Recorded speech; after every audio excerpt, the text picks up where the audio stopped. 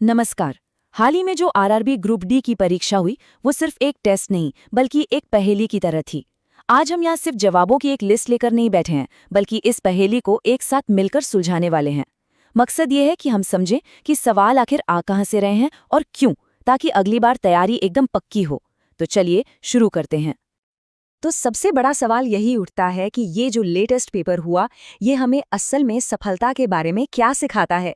देखिए, ये एनालिसिस सिर्फ ये बताने के लिए नहीं है कि कौन सा जवाब सही था और कौन सा गलत नहीं, बल्कि हम उस गेम चेंजिंग स्ट्रैटेजी को डिकोड करने वाले हैं जो आगे आने वाले कैंडिडेट्स को बाकियों से मीलों आगे रख सकती है। तो चलिए शुरुआत करते हैं सबसे हॉट टॉपिक से, करंट अफेयर्स।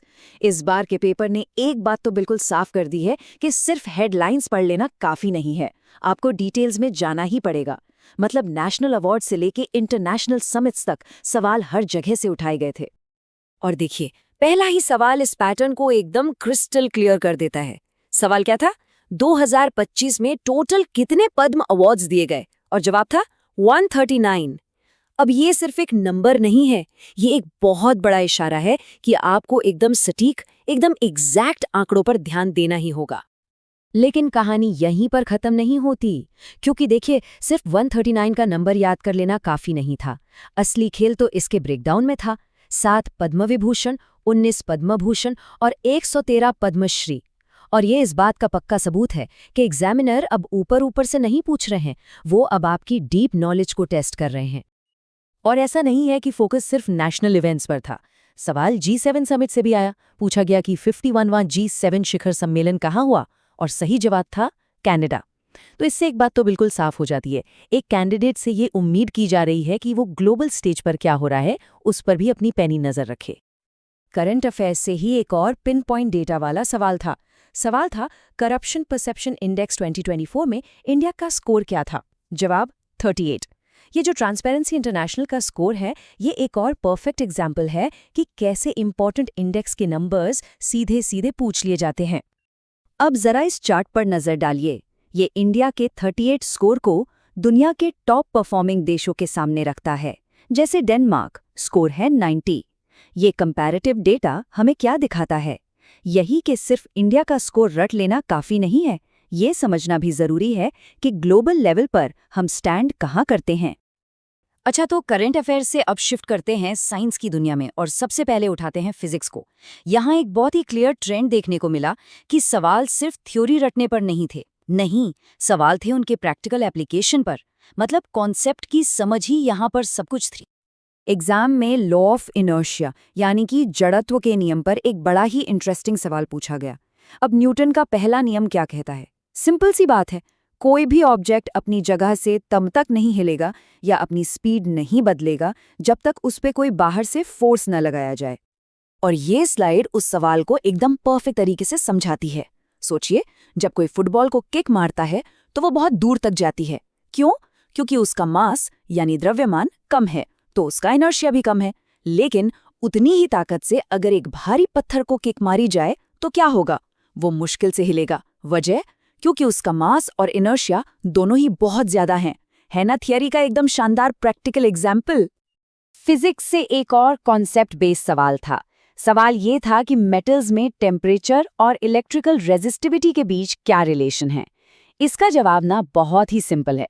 देखिए, जैसे जैसे टेम्परेचर बढ़ता है, मेटल के एटम्स ज्यादा तेजी से वाइब्रेट करने लगते हैं।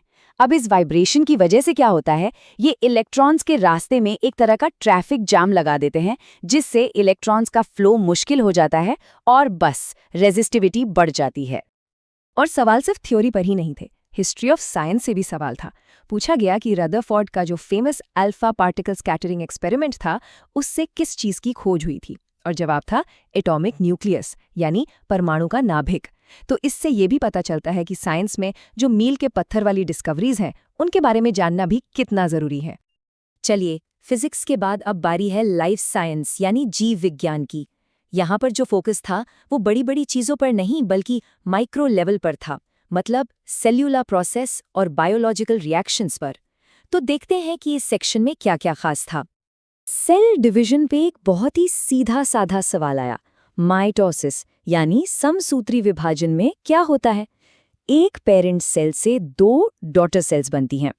वहीं दूसरी तरफ मियोसिस यानी अर्धसूत्री विभाजन में एक पेरेंट सेल से 4 डॉटर सेल्स बनती हैं।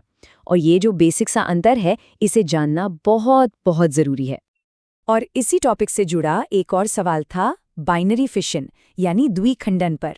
ये भी एक ऐसा ही प्रोसेस है जिसमें एक सेल 2 में डिवाइड हो जाती है, जैसा कि हम अमीबा और बैक्टीरिया में देखते हैं। तो इससे क्या पता चलता है कि एक ही कॉन्सेप्ट के जो अलग अलग रूप हैं उन पर भी सवाल बन सकते हैं। बॉटनी से भी एक बहुत प्रैक्टिकल सवाल था कि अगर किसी फूल का स्टिग्मा यानी वर्तिकाग्र हटा दिया जाए तो क्या होगा। बात बहुत सीधी है, अगर स्टिग्मा ही नहीं होगा तो पॉलन ग्रेन्स लैंड कहाँ करेंगे, वो चिपक ही नहीं पाएंगे, पॉलन ट्यूब नहीं बनेगी और नतीजा फर्टिलाइजेशन यानी निषेचन की पूरी प्रक्रिया ही फेल हो जाएगी। अब केमिस्ट्री से भी एक क्लासिक सवाल था। रिएक्शन था बेरियम क्लोराइड और सोडियम सल्फेट के बीच।